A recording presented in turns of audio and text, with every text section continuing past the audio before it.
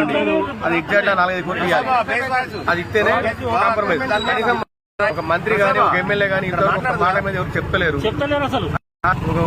చెప్తున్నారు రెండో మాట కలెక్టర్ గారు వచ్చి మీకు రోడ్లు ఇస్తామన్నది. అదే 2 రోజులు ఎమ్మెల్యే మీకు రోడ్లు వేయలేదని అంటాడు. అది ఎట్లా కరెక్ట్ అవుతుంది? ముగ్గురు మాట్లాడిన వీడియోస్ ఉన్నాయి మా దగ్గర. మంత్రి గారు మాట్లాడారు, కలెక్టర్ గారు మాట్లాడారు, కొండా సురేఖ గారు. బయట రేట్ ఎంత రేట్ ఉంటే వేరే ల్యాండ్ ఇస్తాం ఇంత కరెక్ట్. దాంట్లో అన్ని ఫెసిలిటీస్ ఏర్పాటు చేసి మేము ఇస్తామని తీయని చెప్పింది. మీకేం కావాలని కోరుకుంటున్నాం? మాకు బరాబర్ ఇక్కడ ఎకరానికి 5 కోట్లు కావాలి. మా ఊరికి పక్కాగా హైవే రోడ్డు మా ఊళ్ళోంచి పోవాలి. అది మా డిమాండ్. మేము మా ఊరు నుంచి 175 ఎకరాల భూమి మేము ఎయిర్పోర్ట్కి ఇచ్చుకుంటూ మా ఊరిని మేము చీకట్లో పడేసుకోవాలా? అదొకటి చూడండి. నా పేరు వెంకటేశ్వర్ల గుమ్మడి.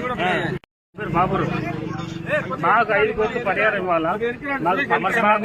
పక్కాగా రోడ్డు ఇస్తామని మినిస్టర్ గారు చెప్పాడు. మినిస్టర్ గారు ఆల్రెడీగా భూమి ఇస్తామని చెప్పారు. 16 డబ్బులు ఇస్తామన్నారు. మాకు 2 సార్లు అయితే మేము కొననిస్తాం. అంటే మీకు ఇప్పుడు బూడిదలు పూస్తానన్నారంట కదా? నవోదయ దగ్గర మాకు నవోదయ రాజావారి కట్టే 2 భూములు ఉన్నాయి. మీకు ఇష్టం వచ్చి నేను తీసుకోమని చెప్పారు.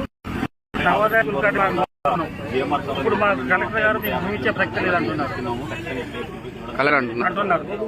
దానిలో భాగంగానే అంటే మంత్రి గారు ఏమి హామీ ఇచ్చారు? మంత్రి గారు మాకు భూమి ఇస్తాం,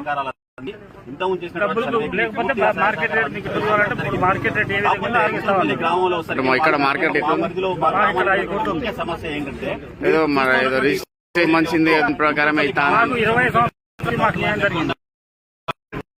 ఇక్కడ మాకు మార్కెట్ వాల్యూ పెరగలేదు.